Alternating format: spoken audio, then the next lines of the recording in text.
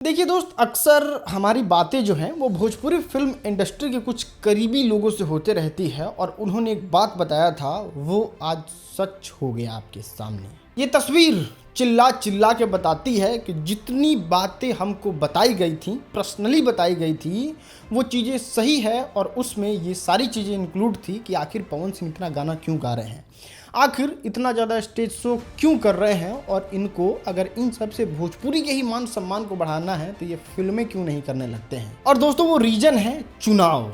1 साल, 2 साल या फिर 3 साल 100% पवन सिंह भोजपुरी फिल्म इंडस्ट्री को छोड़ के जाने वाले हैं और ये चीज़ें बहुत ज़्यादा स्ट्रॉन्ग लोगों से हमको पता चला है। क्या क्या बातें हुई थी, क्यों पवन सिंह इस तरीके का हरकत कर रहे हैं, वो सारी चीज़ें हम आपको आज की इस वीडियो में इंडस्ट्री के भीतर के लाए हुए फैक्ट के साथ आपके सामने रख के बताएंगे। याद है, आज से 1 साल पहले की कहानी है, जब पवन सिंह महीना में 1 गाना ला दिए, 2 गाना ला दिए, हार्डली इतना ही उनका गाना आता था और वो भी मस्त एकदम खूब आराम करते थे। उनको काम धंधा से कोई मतलब नहीं था, चाहे फैन कितना भी चिल्लाए, कितना भी बात करे, कितना भी कुछ करे, उनको कुछ खास मतलब नहीं था। अपने गानों को गाने से फिल्मों पर भी उतना ज़्यादा टाइम नहीं देते थे। लेकिन फिर एक इंटरव्यू आता है। इंटरव्यू में पवन सिंह साफ तौर पे कहते हैं कि मैं बीजेपी का एक छोटा सा कार्यकर्ता हूं और बीजेपी के बड़े मंत्रियों का जिस दिन आदेश आ जाएगा कि आपको चुनाव लड़ना है, उस दिन मैं चुनाव लड़ूंगा। और फिर क्या था, उसके बाद से पवन सिंह एक्टिव होते हैं। एक्टिव होने के बाद जानते हैं दोस्तों, वो सबसे पहला काम क्या करते हैं, वो खूब सारा बैक टू बैक गाना गाते हैं। और एक फैक्ट वाली बात जानते हैं, अगर आपको चुनाव लड़ना है, एक बड़े पद से चुनाव लड़ना है, तो लगभग 10 करोड़ रुपया के आसपास आपके पास होना चाहिए। अब पवन सिंह के पास बहुत नेटवर्थ है, बहुत पैसा है, लेकिन फिर भी जो फैक्ट वाली बात है, जो अंदर वाली बात है, वो ये है कि पवन सिंह एक गाने का 10 से 12 लाख रुपया चार्ज करते हैं। एक गाने का 10 लाख रुपया पकड़ लीजिए, एक शो का 15 लाख रुपया चार्ज करते हैं और फिल्म का 30 से 40 लाख रुपया चार्ज करते हैं। ये फैक्ट वाली बात है और ये जग जाहिर है, पूरा दुनिया जानता है।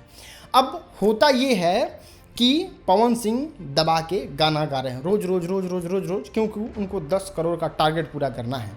अब उनका जब 10 करोड़ का टारगेट पूरा हो जाएगा, जो कि बहुत ईजिली हो सकता है गाने से और शो से। अब अगर पवन सिंह फिल्मों में जाते हैं, फिल्मों में ज़्यादा दिमाग लगाते हैं, तो जानते हैं उसका नतीजा क्या निकल के आएगा आपके सामने।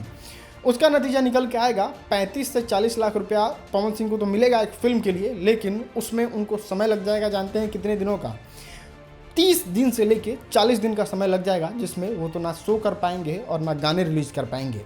लेकिन यहाँ पे उतना पैसा, यानी कि शो में और गाने में उतना पैसा कमाने के लिए 2 दिन 3 दिन काफ़ी है, मतलब उतना पैसा वो कमा सकते हैं। और सबसे ज़्यादा गाना लाने का और शो करने का एकमात्र कारण है, और वो कारण है पैसा, दबा के पैसा। उसके बाद पवन सिंह निकलेंगे चुनाव लड़ने और कुछ ही दिनों में वो नेता बन जाएंगे। और आप कहने लग रहे होंगे कि अरे ऐसा थोड़ी होता है, पवन सिंह नेता बन जाएंगे तो उसी तरीके से गाना लाएंगे, उसी तरीके से फिल्म लाएंगे।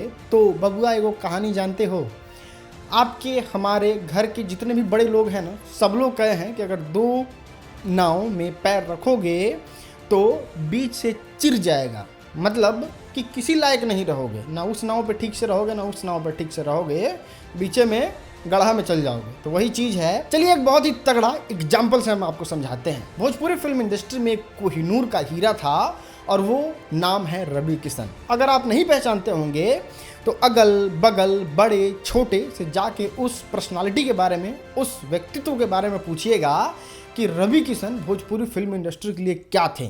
मतलब हम आपको बता दें, 1-2 अगर एग्जाम्पल देना चाहें तो अल्लू अर्जुन को पहचानते हैं, बच्चे हैं रवि किशन के सामने। इतना ही नहीं, जूनियर NTR बच्चे हैं रवि किशन के सामने। और वो शख्स जो है वो भोजपुरी का हीरो थे और वो अगर चाहते तो भोजपुरी को, मतलब अभी साउथ के लेवल से भी ऊपर लेके गए होते। लेकिन वो एक डिसीजन लेते हैं और उनका डिसीजन होता है चुनाव में जाना, और भोजपुरी फिल्म इंडस्ट्री को छोड़ के वो चुनाव में चले जाते हैं।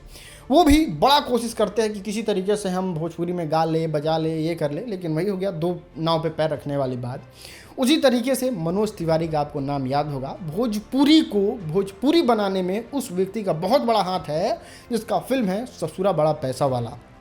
वही फिल्म भोजपुरी को एक पहचान दिया था, वही फिल्म भोजपुरी को आज इस लेवल तक लेके आया है कि हम बात कर पा रहे हैं और आप हमारी बात को सुन रहे हैं। तो वो उस फिल्म की वजह से ही भोजपुरी का प्रचार प्रसार हुआ था और एक लेवल पे आया था फिल्म। और जो इंसान भोजपुरी को यहाँ से उठा के यहाँ ला सकता है वो यहाँ भी ला सकता है, लेकिन यहाँ लाने के बाद वो सीधे चले जाते हैं चुनाव में। अब ये दावेदार जो है वो पवन सिंह, खेसारी लाल यादव, नीलकमल सिंह, रितेश पांडे, गुंजन सिंह जैसे कलाकारों पे पड़ गया है।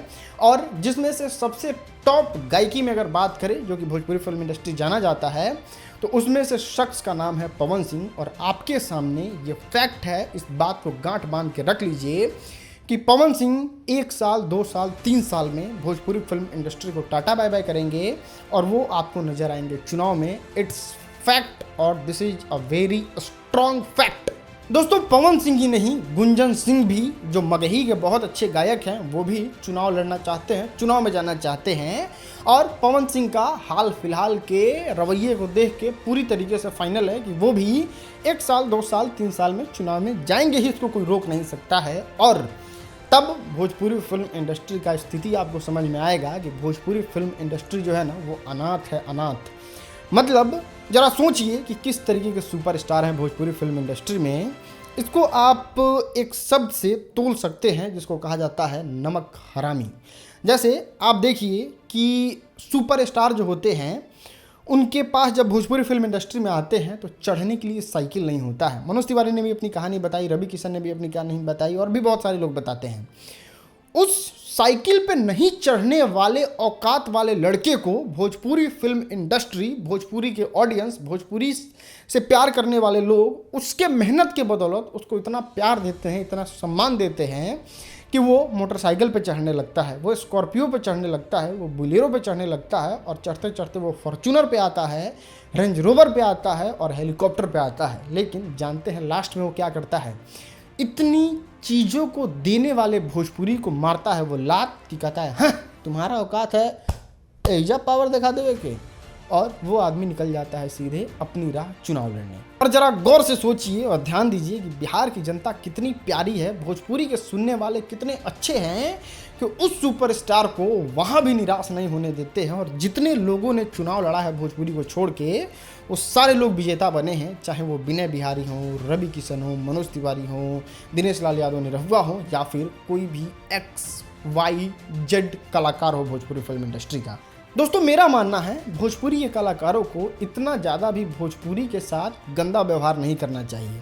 हमने बॉलीवुड के भी हीरो को देखा है कि वो अपने काम से ज़्यादा किसी चीज़ को इम्पोर्टेंट समझते ही नहीं है, जिसमें से one of the best example है सनी देओल का। वो संसद भवन में बैठ के डिबेट करते होते हैं, जैसे पार्लियामेंट में लोग बैठते हैं ना, उस तरीके से बैठ के बातचीत करने लग रहे होते हैं और पता चलता है कि उनका शूट में देरी हो रहा है, तो वो अपने पीए को संसद भवन में बैठाते हैं और निकल के चले जाते हैं शूटिंग करने। And that is the dedication of our work. मतलब अपने काम के लिए इस तरीके का डेडिकेशन ज़रूरी है जो बॉलीवुड वाले करते हैं, और बॉलीवुड वाले को इससे बहुत ज़्यादा फ़ायदा होता है।